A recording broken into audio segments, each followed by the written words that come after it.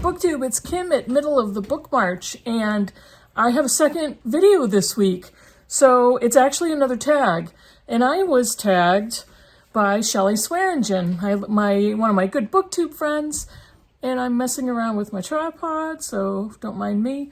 But this is the mid-year book freakout tag, and Shelly just did her version of her mid-year kind of analysis and wrap-up. However, what I'm going to do is I'm going to change a couple of the prompts.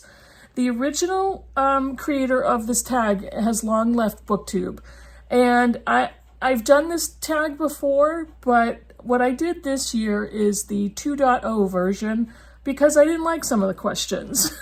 And I think a lot of us who have done this tag this year or in years past have kind of said the same thing about certain questions. So I made a few tweaks, so bear with me as I go through the tag.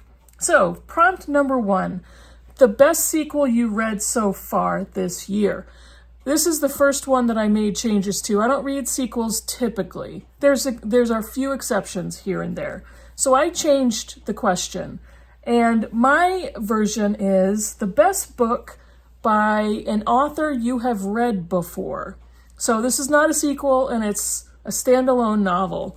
And no surprise, this is The Shipping News by Annie Proulx, and I read her short story collection, Close Range, her Wyoming stories, a few years back with Freddie from Sluggish Reader. And I really loved that collection, which is interesting because I'm not a short story fan or mega fan, but I love her writing. She writes cowboys very well. She writes very descriptively about the American West. And I just read The Shipping News for the Blind Eye Book Club for June. Gave it 5 stars. Loved it. Love this book. And this is the best by a repeat author so far this year. Prompt number 2, a new release you haven't read yet but want to. Oh, Lessons in Chemistry by Bonnie Garmis. This orange spine keeps looking at me from my shelf, and I've been waiting for a good time during the year where I don't have any other real pressing obligations because I want to enjoy this book. And I think I'll be able to read it very quickly, very soon. July is coming, and I have one more book to read for the Booktube prize, so I could have the majority of July free of my Booktube prize books. And that means I have a whole bunch of time to pick up anything I want with no schedule. So this is going to be one of them. Oh, let's see. Number 3, the most anticipated release for the second half of the year. I've already pre-ordered this book, and it is A Little Luck by Claudia Pinheiro. I'm not sure yet who translated it. Frances Riddle translated her last book, and I will put a text here under the picture of the book because I don't have it yet because I pre-ordered it. And she wrote the book Elena Knows, which I loved. I read earlier this year and gave that book 5 stars. So I'm really looking forward to her new one coming out. Prompt number 4, the biggest disappointment. The biggest disappointment in a literary way and in a physical way, because it's a dang big book. And I was so disappointed with this. A Day of Fallen Night by Samantha Shannon. Here's one of my exceptions. This is the second book in a series or a duology or whatever it's going to be. It's kind of a prequel to The Priory of the Orange Tree.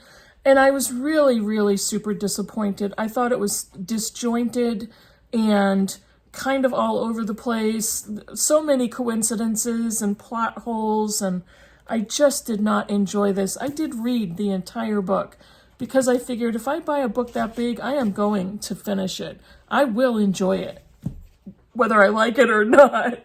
So, number 5, the biggest surprise.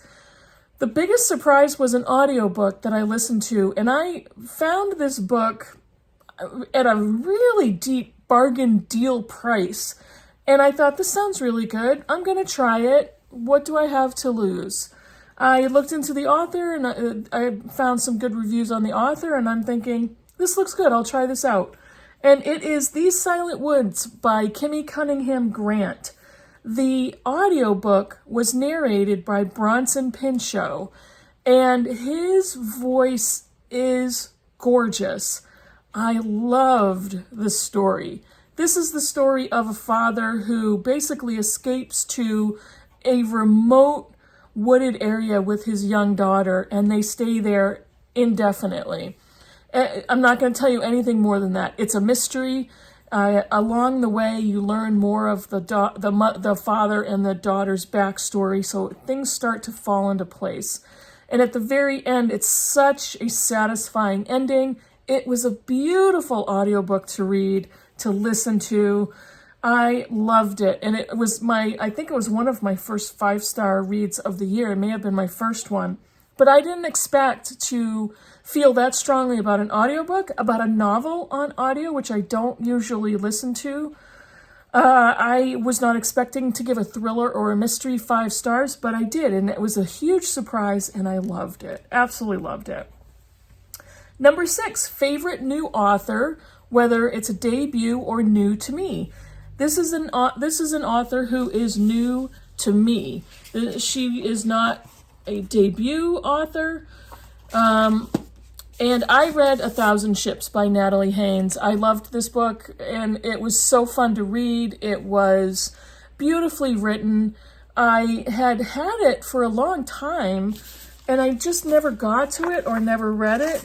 It was published in 2021, and at the time, there were so many myth retellings that were coming out, and I think a lot of those novels got lost in the crowd of all of the retellings.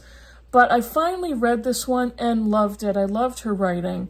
And now she's a favorite author of mine, even though I've only read the one book. What have I done? I bought Stone Blind, which is a Medusa retelling. And I bought her nonfiction book, Pandora's Jar, Women in the Greek Myths. And I do have 2 other of her books over there somewhere. Don't judge me. Okay. Prompt number 7. I'm removing this from the tag. This is typically what is your newest fictional crush? No. No.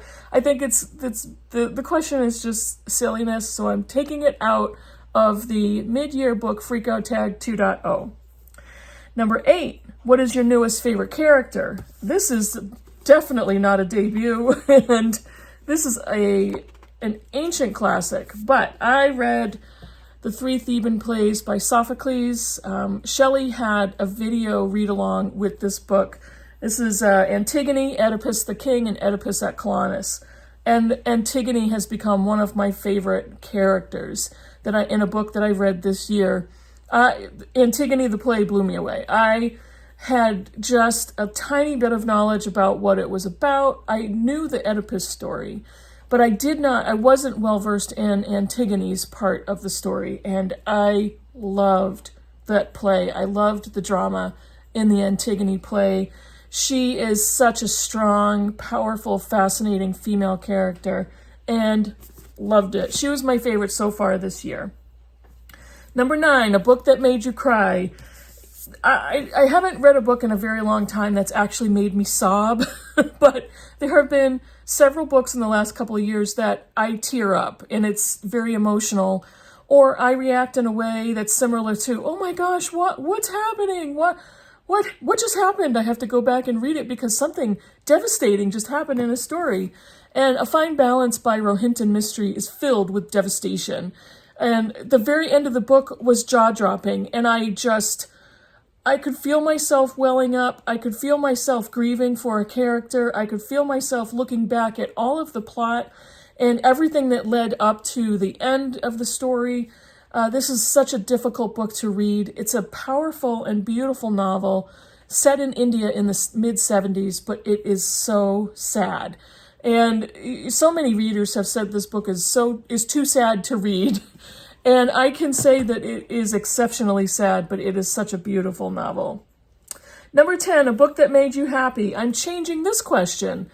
All the books make me happy. Every book I read, all the books I don't read, all the books on my shelf that are unread, they all make me happy. But what I'm changing it to is a book that made me laugh. And the same as with crying. There's not very many times in the span of a year that a book makes me laugh out loud. But I did listen to a celebrity memoir on audio, which made me crack up. And this was The Mother of Black Hollywood by Jennifer Lewis. And she is an actor whose voice you can't mistake. It's so powerful and rich and deep. And she's always an actor in whatever she plays that I see, I always notice. She's an exceptional actor, a singer, a Broadway star, a TV and movie actress. I loved her memoir. And, even though it was a celebrity memoir, there's a lot of name dropping, there's a lot of reminiscing about previous jobs and Broadway and TV and everything, all of it. I was so interested. I was captivated. There's so much in her memoir of her personal situation, her growth, what's happened to her in her life. But she is hilarious, and I laughed so many times. All right, next prompt is prompt number 11, the most beautiful book you have acquired this year. This was difficult for me because if you've watched me for any length of time, you know I am like a moth to a flame or a bird to shiny things. I love pretty books. And I couldn't decide. I have so many. But there was one book that I thought was so beautiful, but it has the permanent imprint of the award sticker on the front cover, and that I eliminated that. No, I eliminated it. So I'm going to quickly show you 3 books. And I couldn't pick just one that I thought was the prettiest. The first one is Blue by Kai Cooperschmidt. This is In Search of Nature's Rarest Color. Look at that cover. And it flows onto the back, and the edges are sprayed blue. It is such a pretty book. And it's hardcover. This is one of the first pages. Happy You Who Can Be Drunk from the Blue of the Sky by Kurt Marty. I absolutely love that. And let me show you, look at how gorgeous all of these photographs are. I was just blown away by this book. This is one of the first chapter intro pages. It is so pretty. The next one I just recently hauled, and this is Wayward by Amelia Hart. I love this cover. It's not like foil, which I always just float to. But even the inside, I don't know if you're going to be able to see this, but it's stamped, and it's too difficult to see. I don't know if but it's so pretty, even on the inside. And the cover is just beautiful. Another fun fact, I don't know how fun this is, but green is my least favorite color. This book is so pretty. All the different bugs and flowers and fruits and butterflies and animals, and it's just, look at it. It's so pretty. And then the last one, this was such a pleasant surprise. I bought The Living Sea of Waking Dreams, a novel by Richard Flanagan, and it's a very kind of muted cover. But when I received it, I bought it online. When I received it, I noticed that the hardback is this neon green. So I took the dust jacket off and look at what was underneath. And I showed this before when I hauled it. I actually showed this, but again, it's green. It's neon green, but it is so beautiful. And it has deckled edges. But it was such just such a lovely surprise because of, a muted blue piece of art on the outside of a book. And then on the inside, it's this beauty. I loved it. So looking forward to actually reading the book. I don't just look at them, Okay. I changed this question as well, prompt number 12. And I'm going to kind of put the prompts in the description box, and I'll tell you what I changed. But this one is, what book do you need to read before the end of the year? Now, I have a feeling, I may have said this in one of my previous versions, that this tag was created by a young adult booktuber. And it's not about what do you need to read by the end of the year? It's the question of what do you need to read? What are you like dying to read by the end of the year? And even no matter how the question is asked, I don't look at a book that way. So what I asked is a book that's been calling to you. Demon Copperhead by Barbara Kingsolver. I must get to this book, and maybe end of July, certainly early August, I will read this book. I've been wanting to read it since it first came out. I especially want to read it now because it won the Pulitzer, and I've heard so many great things about it. So yes, it's calling to me. Number 13, The Last Bookish Prompt. The best book you've read so far this year. How am I supposed to answer that question? I'm not really sure how to answer that. Is it going to be a fine balance? I don't know. Is it going to be the Three Theban Plays? I don't know. Is it going to be the shipping news? I don't know. And I can't tell you right now which one of at least these three, if not more, is going to be the best book of the year. And I kind of just want to keep you with bated breath because I will announce that at the end of the year, so I don't want you to have any type of clue. I did narrow it down for you a little bit. And I apologized if my phone kept shaking because all the books are banging on the table. So those are the prompts. The last question or the last prompt is content creators you've been loving. Again, I changed that because there's so many, and there's no way I'm going to kind of, eliminate any booktubers that I love to watch all the time. There's no way I could pick the top 2 or top 5 or top 10. I won't do that. But what I am going to do is tag a bunch of booktubers. And I want to tag a bunch of small-ish booktubers that I would really love to get more exposure for. So I am going to tag Sarah Wallace, brand new channel at Roadworthy.